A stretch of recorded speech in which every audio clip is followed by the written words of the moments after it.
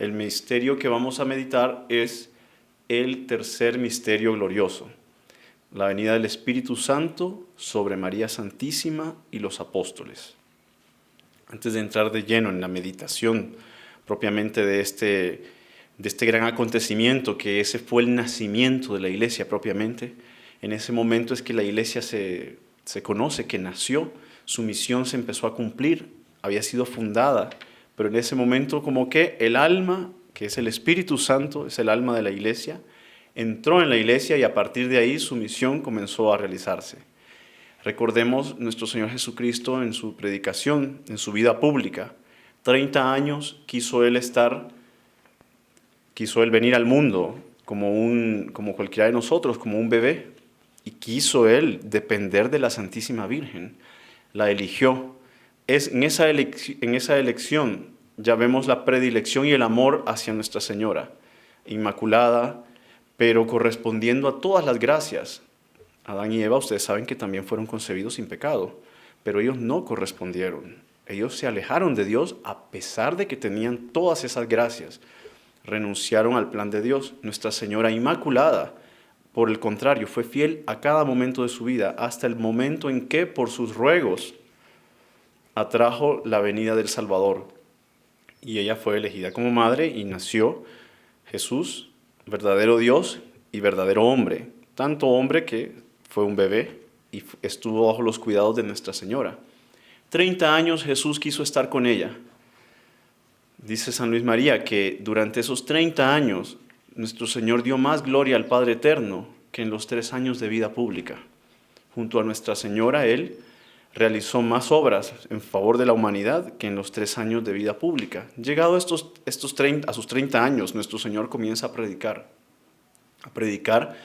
la venida del reino de Dios, a predicar la salvación, la conversión y a fundar la iglesia, a fundar su iglesia. Empieza a hablar a las multitudes, pero a la vez que Él habla con las multitudes, nuestro Señor Jesucristo va convocando almas llamadas, como eran los apóstoles, que tenían más amor, tenían más entusiasmo por nuestro Señor. Y Él los convoca para que sean más cercanos, no sean simples discípulos, sino que sean apóstoles, sean sus enviados. Nuestro Señor los llama y junto a ellos los erige apóstoles, 12 apóstoles como recordamos, y les da esa misión donde Él, que sean de una manera especial los principales, los primeros en recibir sus enseñanzas, en comprenderlas y en transmitirlas posteriormente. Durante estos 30 años, estos apóstoles se mantienen fieles, se mantienen constantes en escucharlo, en estar cerca de Él, en preguntarle, en convivir con Él, en amarlo, en seguirlo. Y como también lo dijo San Pedro en un momento, que daría su vida por Él. Era lo que los apóstoles querían. Ni todos, porque había un Judas también. Ustedes ven que ya en el colegio apostólico, o sea, dentro de los 12 apóstoles, dentro del colegio de obispos, llamémosle así, en ese momento ya había un Judas, que fue el que lo traicionó. Judas, de una manera marcada, él, como se le conoce en la Escritura también, como el hijo de la perdición. Judas, en un momento, le empezó a tener primero falta de amor hacia Jesús. Después, rechazo, después cuestionamiento y al final crítica. ¿Se recuerdan que él criticó que Santa María Magdalena utilizase un perfume de nardo carísimo para rendirle un acto de homenaje a nuestro Señor? ¿Se recuerdan que dijo, no? Todo ese perfume se hubiera vendido y se hubiera dado a los pobres. No le interesaban los pobres, sino que era un ladrón. Es lo que dice la Escritura. Él, a diferencia de los otros apóstoles, era cada vez, paso a paso, se iba enfriando y terminó por traicionar a nuestro Señor. Los apóstoles, por el contrario, ellos iban cada vez más siguiéndolo, amándolo, perseverando, hasta el momento en que en la última cena ellos ya tenían tanto convivio con nuestro Señor, que delante de ellos también nuestro Señor realizó todos los mayores milagros, todos los prodigios.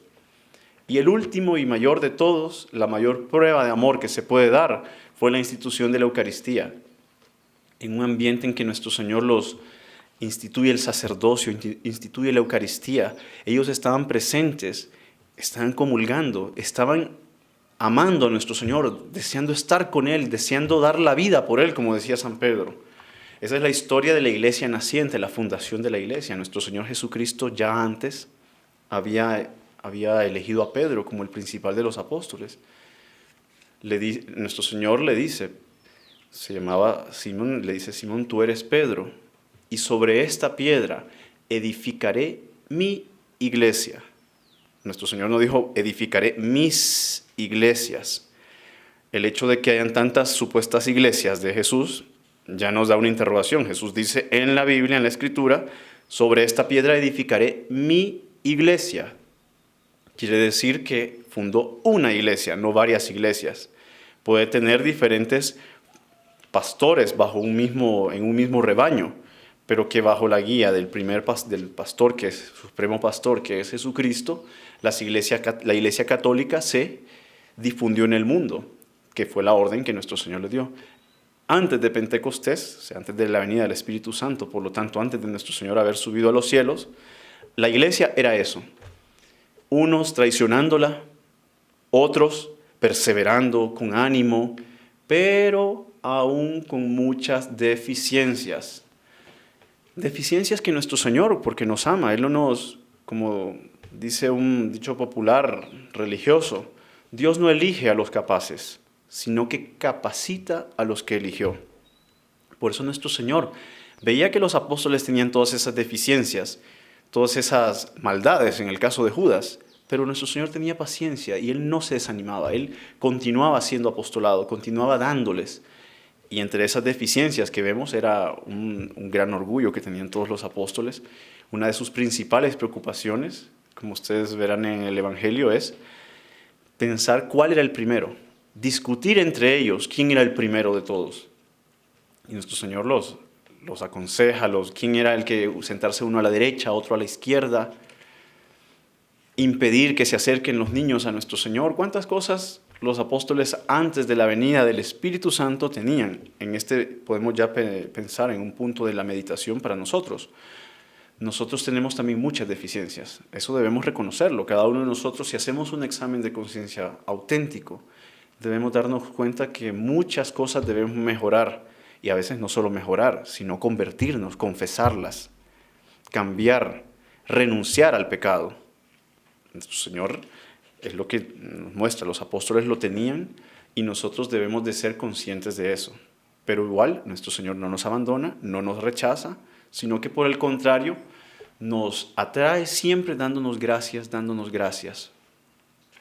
En determinado momento, después de la última cena, se da la pasión. No vamos a entrar en esos detalles, en este misterio, pero sí para remarcar la acción del Espíritu Santo, que es lo importante de esta meditación, la acción del Espíritu Santo.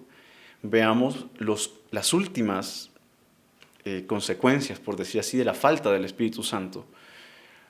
Llegado el momento en que nuestro Señor más necesitaba de esos apóstoles, de esos 12 que lo habían seguido, uno lo traiciona, los demás lo abandonan. Heriré al pastor y las ovejas se dispersarán. Ahí vemos algo muy curioso, porque nuestro Señor le dijo a Pedro: tú eres piedra y sobre esta piedra edificaré mi iglesia. Quiere decir que hay una iglesia. Pero en ese momento la iglesia de Jesucristo, que ya había sido instituida, ya tenía el primer papa, lo abandona, lo deja en la cruz. Huyen con miedo. San Pedro, el primer papa, llega hasta el colmo de negar a Jesucristo, siendo instituido el papa, el primer papa, el primer fundamento. En verdad le dice a la mujer que estaba afuera del palacio, el sumo sacerdote: yo no conozco a ese hombre.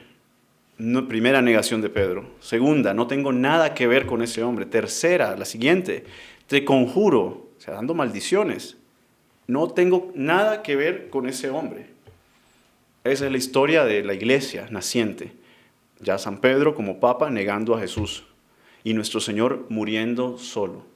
Si nos transponemos al mundo, a nuestros días, muchos católicos que pertenecemos a la iglesia, que hemos sido bautizados, tenemos que hacer otro punto de meditación: ¿cuál es nuestra actitud delante de la iglesia? En el nivel que cada uno nos encontramos. Entonces vemos cuánta debilidad. Hemos dado bastante tiempo a esta meditación a ver las debilidades para que veamos la venida del Espíritu Santo como fue. Después de que sucedió todo esto, los apóstoles se dispersaron. Nuestra Señora, María Santísima, que estaba oculta durante esos 3 años de vida pública, en ese momento ella toma el papel como madre nuestra que es, y madre de la iglesia, como Juan Pablo II la declaró. Ella toma el papel de buscar a sus hijos, de buscar las ovejas, no digo descarriadas, las ovejas que habían apostatado, que habían rechazado. Y ella misma fue la que buscó a todos, la que hizo que se acercasen, que tuviesen confianza en el perdón de sus pecados, la que, como dice el texto de los Hechos de los Apóstoles, perseveraban en oración junto a María, la Madre de Jesús. Y por estar perseverando con María, con Nuestra Señora, es que el Espíritu Santo, ella que es la esposa del Espíritu Santo, intercedió delante de su esposo para que en la iglesia fuese infundido el Espíritu Santo y así naciera verdaderamente todo lo que Jesucristo, nuestro Señor, sembró en sus corazones, por fin tuviese un ímpetu, una fuerza que conquistase el mundo. Vemos en este momento, y para terminar, que hoy la iglesia necesita una nueva efusión del Espíritu Santo. Y esto lo obtendremos cada uno de nosotros, pero la iglesia en general. No solo debemos de pensar en nosotros mismos, en nuestra pobre alma para salvar, sino en la humanidad. La humanidad y la iglesia necesitamos esa nueva venida del Espíritu Santo para poder cumplir el mandato de nuestro Señor Jesucristo.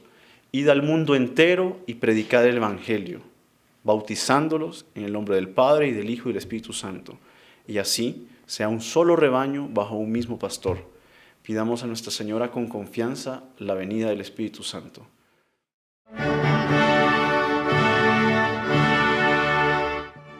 Suscríbete al canal de los Heraldos del Evangelio en Guatemala, donde encontrarás contenido para crecer en la fe y en el amor a María Santísima.